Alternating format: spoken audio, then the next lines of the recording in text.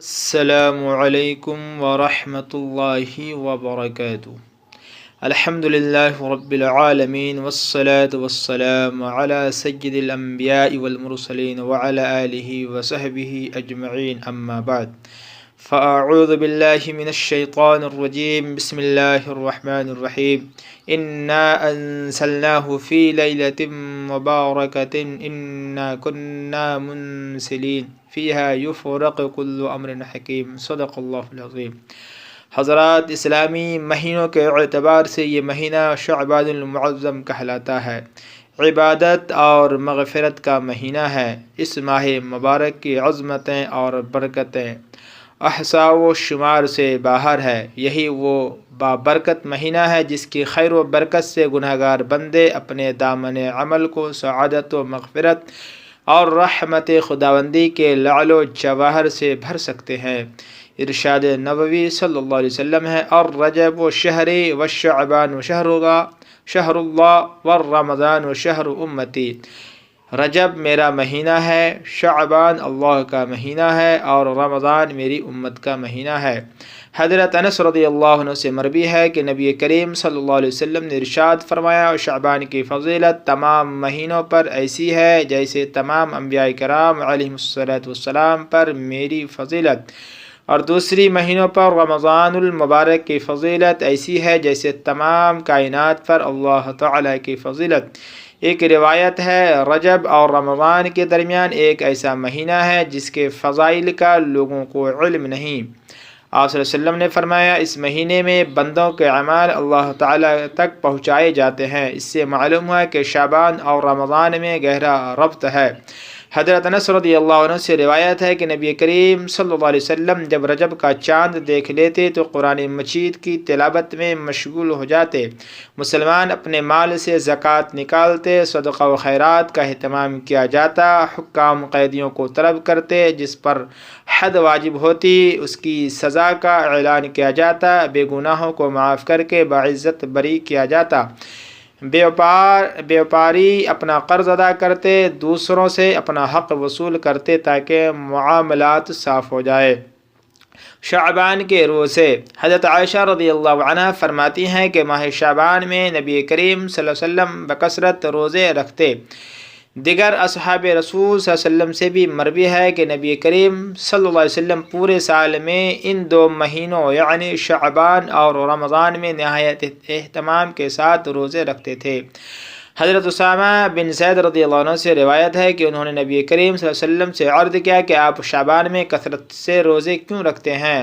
سرکار دو عالم صلی اللہ علیہ وسلم نے فرمایا، اسامہ، یہ بہت مبارک مہینہ ہے اور رجب المرجب اور رمضان کے درمیان واقع ہے جس سے لوگ غافل ہیں۔ اس مہینے میں انسانوں کے اعمال کو رب جلیل کے حضور پیش کیا جاتا ہے، لہذا میں نے اس ماہ کو زیادہ محبوب رکھا ہے۔ میرے اعمال بھی میرے پروردگار کے سامنے پیش ہوں تو اس حال میں مجھے روزہ دار ہونا چاہیے۔ ام المومنین حضرت ام سلمہ رضی اللہ عنہ فرماتی ہیں، میں نے رسول اللہ صلی اللہ علیہ وسلم کو 2 مہینے متواتر روزے رکھتے نہیں دیکھا مگر شعبان اور رمضان میں۔ نبی کریم صلی اللہ علیہ وسلم کا یہ عمل بتاتا ہے کہ شعبان کے روزے دراصل رمضان المبارک کے استقبال اور رمضان کے روزوں کی تیاری کے لیے تھے۔ یہ نبی کریم صلی اللہ علیہ وسلم کا معمول تھا، لیکن اپنی امت کے لیے یہ ارشاد فرمایا، جب شعبان کا آدھا مہینہ گزر جائے تو روزے نہ رکھو۔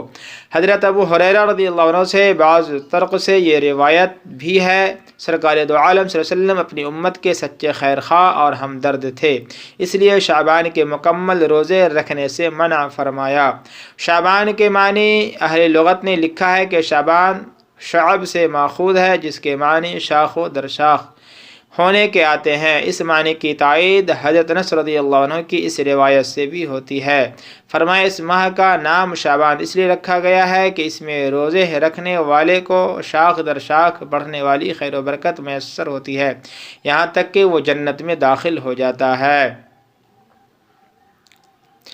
شعبان کے اہم واقعات، اس ماہ کی 5 تاریخ کو نواسۂ رسول سیدنا حضرت حسین رضی اللہ عنہ کی ولادت ہوئی۔ اس مبارک ماہ کی 15-16 کی درمیانی شب برات کہلاتی ہے۔ جس میں حق تعالی آسمان دنیا پر نزول فرماتے ہیں۔ شعبان میں تحویل قبلہ کا حکم نازل ہوا۔ جھوٹا مدعی نبوت مسلمہ کذاب بھی شعبان ہی میں جہنم واصل ہوا۔ سرکار دو عالم صلی اللہ علیہ وسلم نے ام المؤمنین حضرت صفیہ رضی اللہ عنہ کے ساتھ نکاح اسی مہینے میں فرمایا۔ مسجد ضرار جو کفار نے اہل اسلام کے خلاف سازشیں کرنے کے لیے بنائی تھی، اس کو بھی اسی ماہ میں نظر آتش کیا گیا۔ قرآن مجید کے نزول کا فیصلہ بھی اسی ماہ میں ہوا۔ شب برات کی فضیلت، پروردگار عالم نے امت محمدیہ پر بے شمار احسانات اور انعامات کی بارش کی ہے۔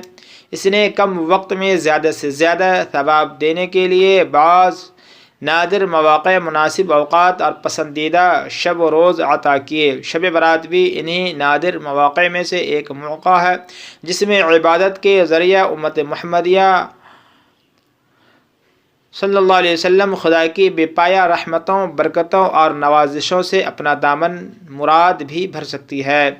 حضرت عائشہ صدیقہ رضی اللہ عنہ فرماتی ہیں، ایک مرتبہ نبی کریم صلی اللہ علیہ وسلم میرے حجرے میں آرام فرما رہے تھے۔ رات کے کسی حصے میں میری آنکھ کھلی تو میں نے سرکار دو جہاں کو اپنے حجرے سے غائب پایا۔ میں نے آپ کی تلاش میں نکلی، تمام ازواج مطہرات کے حجروں میں تلاش کیا، یہاں تک کہ میں آپ کی تلاش میں جنت البقیع میں پہنچ گئی۔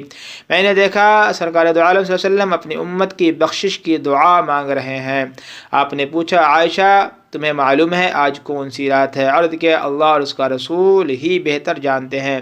سرکار دو عالم صلی اللہ علیہ وسلم نے فرمایا، آج شب برات ہے ہی اتنی رحمتوں اور برکتوں والی رات ہے جس میں مولا کریم اپنی شان کریمی کے صدقے بنو کلب قبیلہ کی بھیڑیوں اور بکریوں کے برابر گنہگاروں کو بخش دیتے ہیں۔ حضرت علی رضی اللہ عنہ سے مروی ہے کہ نبی کریم صلی اللہ علیہ وسلم نے ارشاد فرمایا، جب شعبان کی 15ویں رات ہو تو اس رات میں قیام کرو اور دن کو روزہ رکھو، کیونکہ اس رات اللہ تعالیٰ کی رحمت سورج غروب ہوتے ہی آسمان دنیا پر ظاہر ہوتی ہے اور اس کے بے پایہ رحمت کل عالم پر چھا جاتی ہے۔ پورے سال بندہ خدا کی رحمت کو تلاش کرتا رہتا ہے، یہ ایسی منفرد ایک رات ہے جس میں خدا کی رحمت بندوں کو تلاش کرتی ہے۔ حق تعالی شانہ اس رات اپنے بندوں کو پکارتے ہیں، ہے کوئی مغفرت طلب کرنے والا کہ میں اس کو بخش دوں، ہے کوئی رزق میں فراخی طلب کرنے والا کہ میں اس کو رزق وافر عطا کر دوں، ہے کوئی مصیبت زدہ کہ میں اسے مصیبت سے نجات دوں، ہے کوئی ضرورت مند کہ میں اس کی ضرورت پوری کر دوں۔ بدقسمت انسان کون ہے؟ حضرت ابو موسیٰ اشعری رضی اللہ عنہ سے مروی ہے کہ شعبان کی 15ویں رات کو حق تعالی شانہ اپنی رحمت کی طفیل سوائے شرک اور کینہ پرور کے تمام گنہگاروں کو معاف فرما دیتے ہیں۔ ایک روایت میں ہے کہ اس مبارک رات میں 10 قسم کے بدنصیب انسانوں کی بخشش نہیں ہوتی: مشرک، کینہ پرور، والدین کا نافرمان، جادوگر، ذخیرہ اندوز یعنی ضرورت سے زائد اشیاء کا اشتراک کرنے والا، سود کھانے والا، شرابی، چغل خور، زانی، گستاخ رسول۔ حضرت غوث العادم رحمۃ اللہ علیہ فرماتے ہیں کہ اس رات کو شب برات اس لیے کہا جاتا ہے کہ اس میں 2 بیزاریاں ہیں۔ نمبر 1، بدبخت لوگ اللہ تعالیٰ سے بیزار ہوتے ہیں۔ نمبر 2، اللہ تعالیٰ کے دوست گمراہی سے بیزار ہوتے ہیں۔ حدیث میں وارد ہے کہ ماہ شعبان کی درمیانی رات آنے پر اللہ تعالیٰ اپنے بندوں کے حالات پر نظر ڈالتا ہے، اہل ایمان کو اپنے فضل و کرم سے بخش دیتا ہے اور منکرین حق کو ان کی حالت پر چھوڑ دیتا ہے۔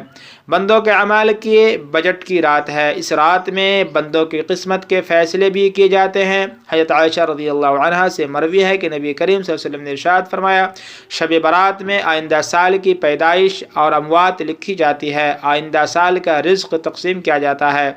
حضرت اکرمہ رضی اللہ عنہ سے مروی ہے کہ نبی کریم صلی اللہ علیہ وسلم نے ارشاد فرمایا، شعبان کی 15ویں رات میں سال بھر کے امور کا فیصلہ کیا جاتا ہے، موت و حیات، طلاق و نکاح، خوشی و غمی، امارت و غربت، عزت و ذلت، عروج و زوال، غرض کے بندوں کی قسمت سے متعلق تمام امور طے کیے جاتے ہیں۔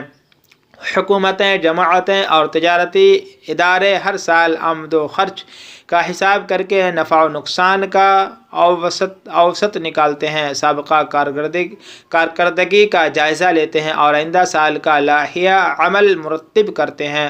مولا کریم بھی ہر سال شب برات کو اپنے بندوں کا بجٹ بناتے ہیں۔ شب برات کو گویا خدائی بجٹ کی رات ہے۔ یاد رکھیے، شب برات قضاء و قدر، قہر و غضب، سعادت و شقاوت، مغفرت و پکڑ کی رات ہے۔ ہمیں چاہیے کہ شب برات کی موقع پر امت مسلمہ کو خرافات اور غلط رسوم سے روکیں۔ مسلمانوں کو بتائیں کہ شب برات دیوالی نہیں ہے کہ لاکھوں روپے آتش بازی، پٹاخوں اور فلجھڑیوں کی نظر کر دیں۔ اس میں اسراف اور فضول خرچی گناہ بھی ہے اور غیر مسلم قوم کی مشابہت اختیار کرنے کا عذاب بھی۔ یہی کثیر رقم اگر غریبوں، مسکینوں، یتیموں، ناداروں، بے کسوں، بیواؤں، معذوروں اور مسلم کے کمزوروں پر خرچ کی جائے تو ثواب دارین بھی حاصل ہوگا اور انسانی ہمدردی کا اجر بھی ملے گا۔ آج ہم طرح طرح کی خرافات، بدعات اور رسوم و رواج میں الجھ کر رہ گئے ہیں۔ شریعت کو ہم نے بالائے طاق رکھ دیا ہے، فرمان رسول صلی اللہ علیہ وسلم کو ہم نے پس پشت ڈال دیا ہے، ذکر و تلاوت سے دور بھاگتے ہیں۔ اس مبارک رات میں ہمیں خوب عبادت اور ذکر و تلاوت کے ذریعے اپنے اعمال کی رجسٹر میں کچھ نیکیوں کا اضافہ کرنا چاہیے۔ آخرت کی فکر اور خدا کی پکڑ کا ہر حال میں خیال رکھنا چاہیے۔ شب برات کے موقع پر ہمارے ملک میں دینی جلسوں کا ایک اچھا خاصا ماحول بنتا جا رہا ہے۔ اگر ہم دین کی باتیں سننے سنانے میں ایمانی جذبہ و جوش کے ساتھ حصہ لینے لگیں تو یقین ہے کہ انشاءاللہ رسوم و رواج اور بدعات و خرافات کے یہ بادل بھی بہت جلد چھٹ جائیں گے۔ خدا تعالی ہمیں اور آپ کو اس رات کی قدر کرنے اور اس میں ذکر و عبادت اور تلاوت کی توفیق نصیب فرمائے اور ہم سب کو اس مبارک رات کی برکتوں سے مالا مال فرمائے اور اپنی مرضیات پر چلنے کی توفیق عطا فرمائے۔ اللہ پاک کہنے سننے سے زیادہ ہم سب کو عمل کی توفیق عطا فرمائے۔ وما علینا الا البلاغ، اور یہ پیغامات کو اپنے دوستوں میں زیادہ سے زیادہ شیئر کیجیے۔ والسلام علیکم ورحمۃ اللہ وبرکاتہ۔